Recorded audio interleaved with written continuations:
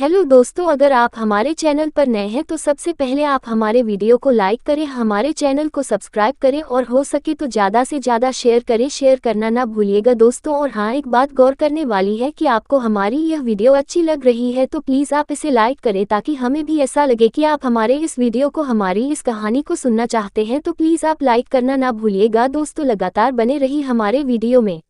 कुछ हफ्ते पहले पड़ोस के घर में एक परिवार पर अचानक दुखों का पहाड़ टूट पड़ा। परिवार के अकेले बेटे की हार्ट अटैक से अचानक मौत ने पूरे परिवार ही नहीं, पूरी कॉलोनी को स्तब्ध कर दिया। 3 छोटे बच्चे की जिम्मेदारी घर की बहू पर आ गई, लेकिन हवन के दिन रिश्तेदारों ने बहू को अपशकुनी कहना शुरू कर दिया। दुख की बात यह है कि उनमें ज्यादातर महिलाएं ही थी जो सवाल उठा रही थी। इस घटना ने सोचने पर मजबूर कर दिया कि आज भी अनगिनत स्त्रियां कितनी पीड़ा से गुजर रही हैं। मंगल पर दुनिया बसाने वाले हम पढ़े लिखे समाज के हम लोग उन स्त्रियों को अमंगल समझते हैं जो स्त्रियां अपना घर बाहर छोड़कर आपके पूरे परिवार की जिम्मेदारी उठाती है, अपने अनगिनत सपनों को दरकिनार करके। कहा जाता है कि गांव कस्बों में शिक्षा के अभाव में लोग अंधविश्वास और सड़े गले रीति रिवाजों में आज भी जकड़े हुए हैं, लेकिन दुख और हैरानी तब होती है जब एक पढ़ा लिखा समाज ऐसे अंधविश्वास और रूढ़िवादी रीति रिवाजों को आगे बढ़ाता है। हमारे समाज में कहा जाता है कि बेटियां लक्ष्मी और सरस्वती का रूप होती है। बेटियां एक घर नहीं बल्कि 2 घरों को रोशन करती हैं। कन्यादान की रस्म से लेकर विदाई तक बेटियां मायके के लिए पराई कहकर संबोधित की जाती है। ससुराल में भी बहुओं का स्वागत बड़े धूमधाम से किया जाता है। माना जाता है कि बहुएं सौभाग्यशाली होती हैं। किसी की मृत्यु की जिम्मेदारी औरत पर क्यों? लेकिन विडंबना देखिए, एक बहू जो अपने ससुराल के लिए सौभाग्यशाली होती है, अगर पति की अकस्मात मौत के कारण या किसी दुर्घटना के कारण वो अकेली हो जाए तो सभ्य समाज के लोग उसको आज भी अपशगुनी समझते हैं। क्यों भाई, कितने स्वार्थी हैं आप लोग। जो लड़की अब तक आपका घर संवार रही थी वो अचानक आपके लिए अछूत हो जाती है। जिस बहू को आप सुबह उठकर चाय के लिए सबसे पहले आवाज लगाते थे, उस बहू का चेहरा देखने के लिए आपने दिन तय कर रखे हैं।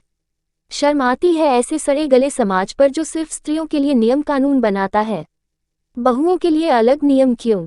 मुझे याद है एक बार मायके में एक आंटी जिनकी नोएडा में आलीशान कोठी बनी है, बड़े ही पढ़े लिखे लोग, उन्होंने गेट के बाहर ही एक वॉशरूम बनवा रखा था और बड़े गर्व के साथ मम्मी को बता रही थी कि हमारे यहाँ नियम है कि घर की बहुएं जब घर से बाहर जाती हैं तो वापस आकर पहले उन्हें नहाना होता है, फिर वो घर में घुस सकती है। मुझे बड़ी हैरानी हुई। मैंने पूछा कि क्या जितनी बार बाहर जाओ उतनी बार नहाना होगा क्या?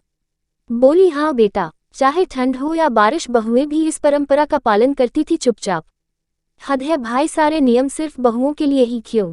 मैंने अपने घर में बचपन से अपनी अम्मा को हर काम में आगे देखा है, शादी हो या मांगलिक कार्य, अम्मा के बिना अधूरा। ससुराल में भी ऐसे रूढ़िवादी नियम बिल्कुल नहीं है।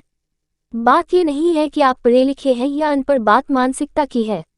आज भी पढ़ी लिखी अनेक फेसबुक मित्र उन 5 दिनों में स्त्रियों को रसोई घर में जाने के खिलाफ हैं। क्यों भाई, क्यों स्त्रियां अपवित्र हो जाती हैं? और सिर्फ घर की बहुएं ही क्यों? बेटियों को तो आप कोई पाबंदी नहीं लगाती।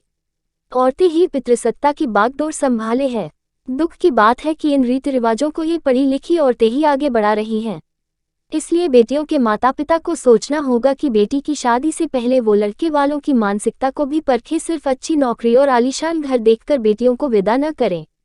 बातचीत करे समय ले, किसी भी व्यक्ति से बात करने से पता चल जाता है कि उसकी मानसिकता कैसी है। उसके घर के रीति रिवाजों के बारे में बात करें, रिश्तेदारों से, आस पड़ोस से पूछे कि परिवार अंधविश्वास में यकीन तो नहीं करता।